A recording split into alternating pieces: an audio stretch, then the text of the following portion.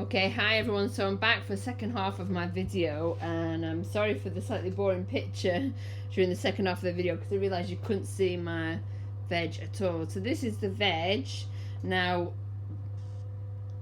that was probably about 2/3 full.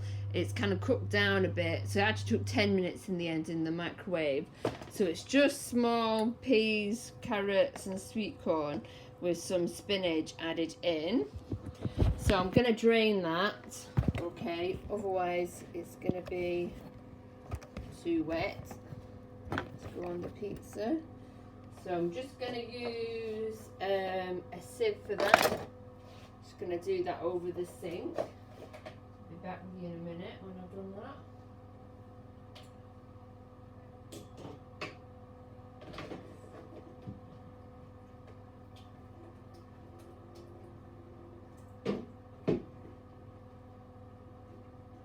So with it being spinach, it tends to hold the water a bit, so I'm just going to mash it down a bit, otherwise it's going to make the dough far too wet and make my pizza all horrible and soggy.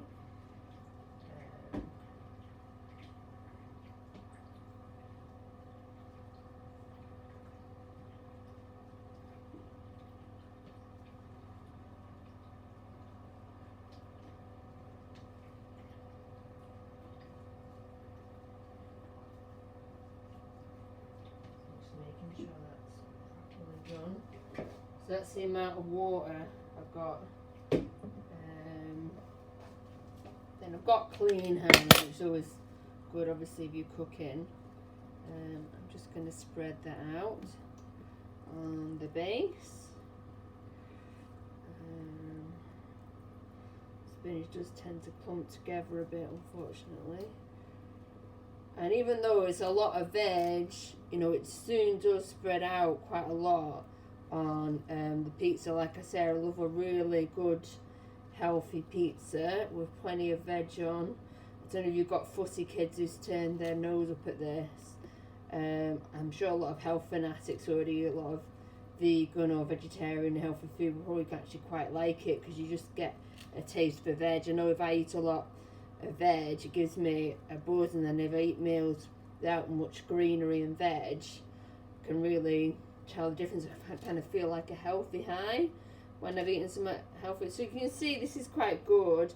The base has got quite a good dense covering of veg, and that's what I like. And there's plenty of flavour because I put on, you know, really good tomato puree and the garlic powder, onion powder, and mixed spices. Now what I've done now, I'll see how this goes. This is about 200 grams of cheese. Try and get a fairly decent quality one that's not too expensive. So try and get fairly ethical without you know, breaking the bank, because you can spend an awful lot of money on cheese. I think this is Butler's or Dewey's. I actually got from a Morrison's. It was pre-cut rather than a proper packet. So we'll see. It's about 200 grams worth. So I'll see how that goes. I like this Kilner jar because it's got like a grater on it, and it just keeps the cheese from getting all wet or messed up on the worktop. I thought it was kind of cute because it was a Kilner jar, but I suppose there's something really special about it. I think the Kilner jar is probably just made in China, but couldn't help myself getting it. So yeah, so it's not too bad. It's not too much cheese, but it's not too sparse as well.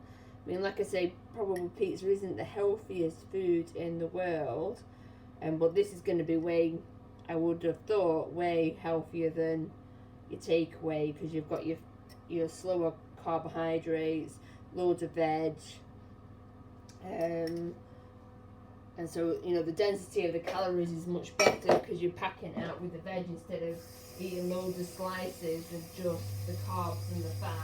You know, you'll be fuller. So off a quarter of this pizza, you know, that fills me really. You know, I don't have to have much extra on top. So I'm going to stick this in the oven now. See if I can show you a shot of putting it in the oven.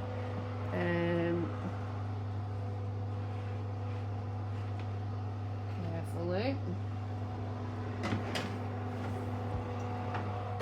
does in about 15 minutes or so. So we'll see it when it comes out.